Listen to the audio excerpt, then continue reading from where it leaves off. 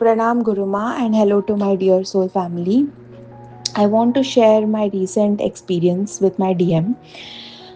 एक टाइम आता है जब हम चेस नहीं करते हैं तो DM starts coming in your energy field. तो मैंने एक ब्लॉक ये महसूस किया टू रिसीव द लव, क्योंकि we think that we are chasing the DM, but जब हम chase and we want his attention, right, पर जब हम चेस करते हैं तो हम रिसीव नहीं कर पाते हैं एंड यू फॉरगेट दैट, क्योंकि जो हमारी सोल है वो हमारी पकड़ से बहुत ही बड़ा होता है, बड़ी चीज होती है, right.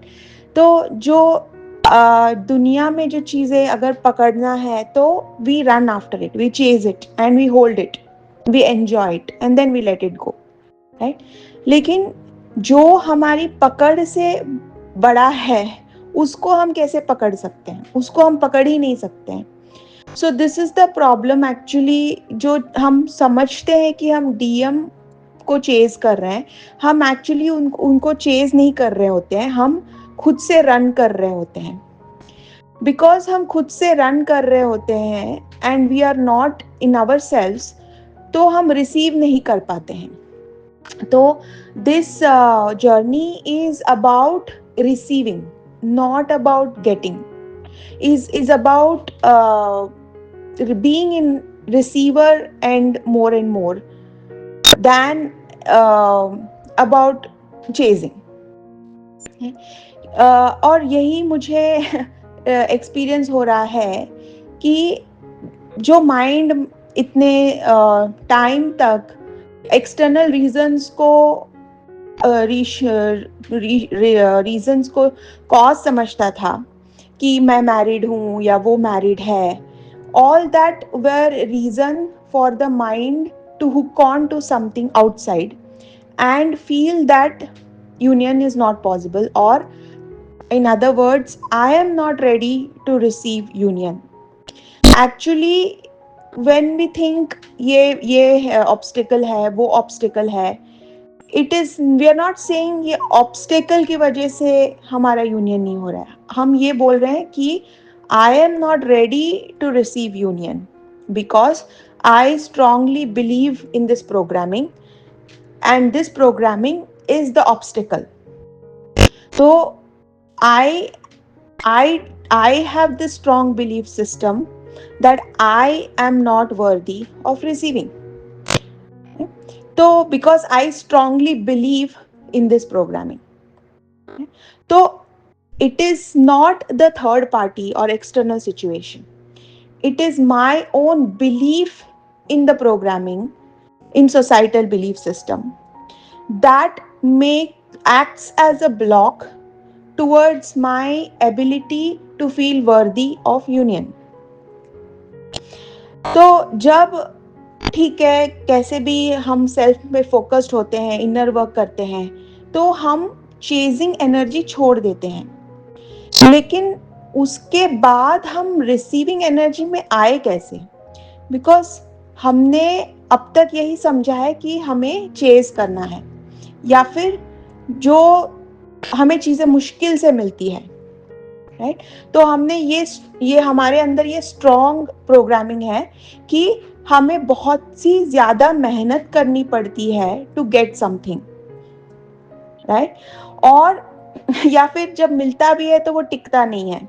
And this would have happened in our past relationships where we might have chased people or felt not satisfied in any relationship. तो इस वजह से माइंड का एक स्ट्रॉन्ग प्रोग्रामिंग होता है कि हमें चीजें मिलती ही नहीं है या फिर मुश्किल से मिलती है. तो इसीलिए जब हम इनर वर्क करके असेंड हो जाते हैं, हमारा नेक्स्ट माइलस्टोन ये है कि हम इसको रिवर्स कैसे करें. अगर DM आया तो how are we able to receive it? क्योंकि जैसे ही DM आता है फिर माइंड इतना खुश हो जाता है कि फिर से वो कंट्रोल करना चाहता है, फिर से ओल्ड प्रोग्रामिंग में चला जाता है कि मुझे उसको पकड़ना है, बिकॉज हमें चीजें मुश्किल से मिलती है, राइट. और फिर वो फिर से भाग जाते हैं, है। फिर से हम स्टेबलाइज होते हैं, पर फिर से वो आते हैं, फिर से पकड़ने की कोशिश करते हैं, है। तो मुझे ये समझ में आया इस बार कि while he is not there, I have to work on my receiver, on my receiving end, and how to, तो एक अगर जैसे कि जैसे ग्रोथ का जो पैटर्न है, जैसे for example some dress will fit us when we are young, right, but जैसे हम बढ़ते जाते हैं, our body size increases, then the old clothes will no longer fit us, then we have to buy bigger clothes. So how did the bigger cloth fit us? Because we were able to receive bigger. How are, in the mind context, in the context of consciousness, how we can receive bigger? By creating space. And कैसे space create किया जाता है अंदर? is by letting go. तो how can I let go? So that is why जो ma'am कहती कि I want nothing, right? And I deserve union, right? I deserve to be my DM's highest priority, right? इसका मतलब ही ये है कि मुझे और कोई चीज पकड़ना नहीं है. I want nothing, मुझे कुछ नहीं पकड़ना है, बिकॉज पकड़ ही हमें छोटा बना देता है, और एक छोटी चीज से बड़ी चीज जैसी सोल जैसी बड़ी चीज पकड़ी जाती ही नहीं है, वो फिसल जाती है.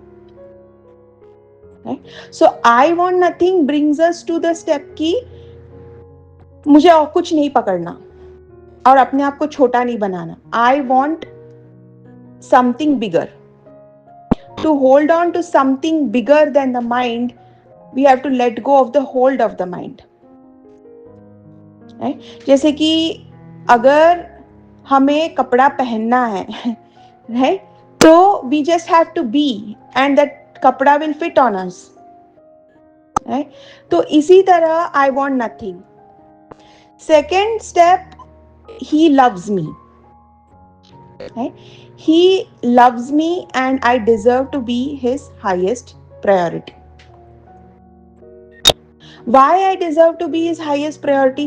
Because बाकी सारे जो भी वर्ल्ड में रिलेशनशिप्स है, बोथ मेरे और उसके, वो सिर्फ कार्मिक साइकिल्स क्रिएट करते हैं. यही एक कनेक्शन ही है which has no karma between us. तो to sustain and live in this world in a least karma inducing manner, karmic cycle inducing manner, we have to be with each other in physical union and support each other. That way, that energy will serve Mother Earth rather than exhausting us in mind games. तो ये जो growth है, from the small kapda to the big kapda, the small kapda is the mind, is the graduation from mind to soul, which means graduation from holding to letting go, कि मुझे कुछ नहीं चाहिए. तो when we say मुझे DM भी नहीं चाहिए and he wants me, then it fits perfectly actually. क्योंकि तब वो हमारे पास आते हैं और हमें वो अलाउ करना है, रिसीव करना है, for the DM to ground our union, to take care of us, to invest in us, क्योंकि he is the matrix twin. तो उसका काम ही करना है. Like I see my DM, he wants to keep doing, taking care of people, taking care of things. तो वो उनका nature है. स्पिरिचुअलिटी या रिसीविंग उनका नेचर इतना नहीं है, डूइंग उनका नेचर है. तो वो हमसे जैसे बात करते हैं या हमारी केयर करते हैं, वैसे करते करते ही वो सोल लेवल पे आते हैं, राइट. और हम अंदर जा के सोल लेवल पे आते हैं. तो जैसे वो 3D में हमारा यूनियन ग्राउंड करते हैं, हमें 5D में यूनियन ग्राउंड करना है, विच मीन्स दैट कि 5D में हमें स्थिर रहना है and allow them to give space for them to invest in us. भले हमें ही ऐसे माइंड को लगे कि अब मैं इंडिपेंडेंट हो गई हूँ, अब मुझे ज़रूरत नहीं है, but even then if you want to treat it as a service to them, that way also we can look at it. क्योंकि पहले थोड़ा ऑकवर्ड लगेगा कि मुझे ऐसे फील हो रहा है कि when DM is investing in me, वो हम यूज टू नहीं होते हैं ना, तो हमें ऑकवर्ड लगता है. तो इस ऑकवर्डनेस का थोड़ा एक इंटरमीडिएट स्टेप हम ये सोच सकते हैं कि हमारे रिसीव करने से उनकी ग्रोथ की हेल्प हो रही है, उस बॉडी में जो मेरी सोल है उसकी हेल्प हो रही है. तो ये एक स्टेप हमें we have to cross by rewriting जो भी हमने इस टाइम तक हमने जो इनर वर्क किया, वो सबकॉन्शियसली कहीं ना कहीं हमने अपने माइंड में ये भी डाला है कि when I said I have to be independent, वो एक स्टेप था. उसके बाद somewhere I was not believing that DM will come to me, or DM will take care of me, or DM will invest in me. This seemed like a very far-fetched reality. क्योंकि जो इंसान ने मुझे block किया and is so focused on his 3D life, वो इंसान सब कुछ छोड़ के मेरे पास क्यों आएगा, मेरा ख्याल क्यों रखेगा. बट आई वॉज रॉन्ग कि जैसे वो सोल हम असेंड होते रह जाते हैं, हमारी ओल्ड बिलीफ सिस्टम अपने आप ब्रेक होती जाती है. तो जब हमारी बिलीफ सिस्टम ब्रेक होती है, तब वो जो हमने नहीं सोचा था वो होने लगता है. एंड इट इज सो सब मुझे ऑनेस्टली स्पीकिंग, जब मैंने शेयर्ड फील पहली बार सुना, आई वॉज लाइक कि ये क्या पॉसिबल है रियली. लाइक मैम सेड कि उनके पास कोई ऑप्शन नहीं है तो आपके सिवाय, और आपके पास कोई ऑप्शन नहीं है. He is my highest priority and you are his highest priority. And my DM had blocked me 2 years back, right? And he was so focused on his life, and he had a second baby on the way, all of that. And I'm like, kya ye possible hai? It seemed very impossible to even believe. लेकिन वही DM जिसने कहा कि हम कभी नहीं मिलेंगे, हम कभी बात नहीं करेंगे, my family is the most important for me, वही DM, राइट. अभी 1-2 दिन पहले उसने हमें मैं किसी इवेंट पे जा रही थी, हम दोनों जा रहे थे, and he is like, can you pick me up if it's not too much trouble. मैंने कहा ठीक है, ऑन द वे है. फिर उसने कहा मैं तुम्हारे लिए चाय लाऊं. मैंने कहा तुम थोड़ा आलू पराठा भी लेके आओ. देन ही इज लाइक बक. सो it's like that कि मतलब वही DM जो इतना सीरियस होके 2 साल पहले wanted to block me क्योंकि उसको अपनी शादी पे फोकस करना था, फैमिली पे फोकस करना था, अब वही DM ऐसे बिहेव कर रहा है कि जैसे कि मतलब कुछ वो बातें में क्या वेट है अभी मुझे समझ में नहीं आ रहा है. There was no wait. अगर ये प्रोग्रामिंग इतना रियल है, इतना हमें सिखाया जाता है, राइट, कि family is everything, family is important, अगर ये इसमें इतना ही पावर है, तो फिर वो तो it should hold it's ground, should have held it's ground, right. मैंने कुछ नहीं किया, मैंने उसको नहीं बोला कि तुम अनब्लॉक करो, तुम मेरे साथ बात करो, तुम मेरे साथ इवेंट पे जाओ, नथिंग, राइट. वो खुद ही आना चाहता है, राइट.